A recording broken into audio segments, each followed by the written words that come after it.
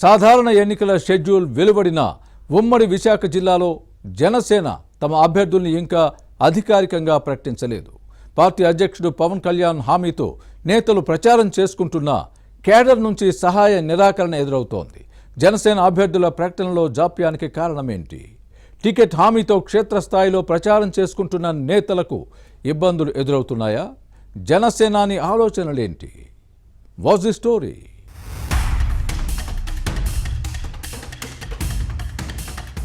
సాధారణ ఎన్నికల షెడ్యూల్ వెలువడిన తర్వాత ఆంధ్రప్రదేశ్లో ఎన్నికల వాతావరణం రోజు రోజుకు వేడెక్కుతోంది. అభ్యర్థుల ప్రకటనలో పార్టీలు తలమునకలయ్యాయి. టికెట్ ఖరారైన స్థానాల్లో నేతలు ప్రచారం చేసుకుంటున్నారు.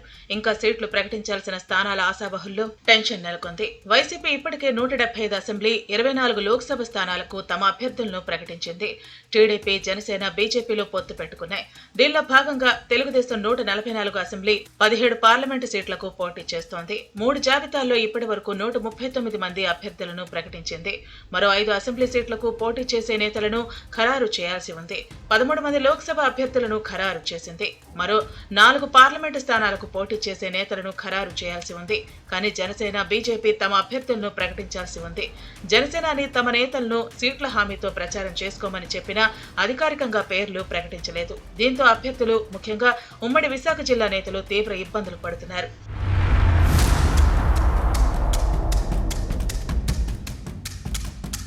అనకాపల్లి జిల్లా యలమంచిల్లో సుందరపు విజయ్ కుమార్, పెందుర్తిలో పంచకర్ల రమేష్ బాబు, విశాఖ దక్షిణ నియోజకవర్గంలో వంశీకృష్ణ శ్రీనివాస్ జనసేన అభ్యర్థులుగా ఖరారయ్యారని ప్రచారం జరుగుతోంది. కానీ అధికారికంగా ప్రకటించలేదు. అధినేత హామీతో 3 అభ్యర్థులు ప్రచారం చేసుకుంటున్నారు. కానీ ఇక్కడి నుంచి సీట్లను ఆశించిన టీడీపీ నేతల మద్దతు కోరలేకపోతున్నారు. కలిసి పనిచేద్దామని చెప్పలేకపోతున్నారు. జనసేనలోని కొందరు నేతలు తమ పార్టీ అధికారికంగా అభ్యర్థులను ప్రకటించలేదని చెబుతున్నారు. దీంతో పవన్ కళ్యాణ్ నుంచి సీటు హామీ పొంది ప్రచారం చేసుకుంటున్న నేతలకు ఇబ్బందులు తప్పటం లేదు. తాము కూడా టికెట్ రేసులో ఉన్నామని చెప్పడంతో కంగు తినాల్సి వస్తోంది. మరోవైపు ఎన్నికల ప్రచారం చేసుకుంటున్న నేతలకు కొందరు జనసైనికులు సహాయ నిరాకరణ చేస్తున్నట్టు సమాచారం. టికెట్ హామీ పొందిన నేతలకు వ్యతిరేకంగా సమావేశాలు నిర్వహించడం చర్చనీయాంశంగా మారింది. విశాఖ దక్షిణ నియోజకవర్గంలో వంశీకృష్ణ శ్రీనివాస్ కు వ్యతిరేకంగా కార్పొరేటర్ సాధిక్, మూగి శ్రీనివాస్ తమకే టికెట్ ఇవ్వాలని డిమాండ్ చేస్తున్నారు. జనసేన ఆవిర్భావం నుంచి పార్టీ కోసం పనిచేస్తున్న స్థానిక నేతలను గుర్తించాలని కోరుతున్నారు. విశాఖ తూర్పులో ఓడిపోయిన నేతను పార్టీలో చేర్చుకుని టికెట్ ఎలా ఇస్తారంటూ ఆగ్రహం వ్యక్తం చేస్తూ ఆందోళన చేసే స్థాయికి వెళ్లడం చర్చనీయాంశంగా మారింది.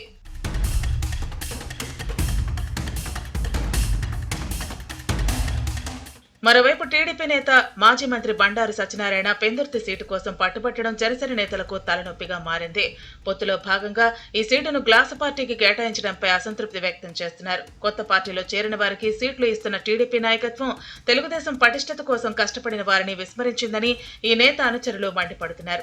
బండారు సత్యనారాయణ అనుచరుల నిరసనలతో పెందుర్తి నియోజకవర్గం హోరెత్తుతోంది. ఇటు టీడీపీ, అటు జనసేన కేడర్తో పాటు అధినేతలకు ఈ వ్యవహారం తలనొప్పిగా మారింది. బండారు సత్యనారాయణ వర్గాన్ని బుజ్జగించే ప్రయత్నాలు జరుగుతున్నాయని సమాచారం. మరోవైపు ప్రగడ నాగేశ్వరరావు కూడా తనకు యలమంచి టికెట్ కేటాయించాలంటూ ఆందోళన చేస్తున్నారు.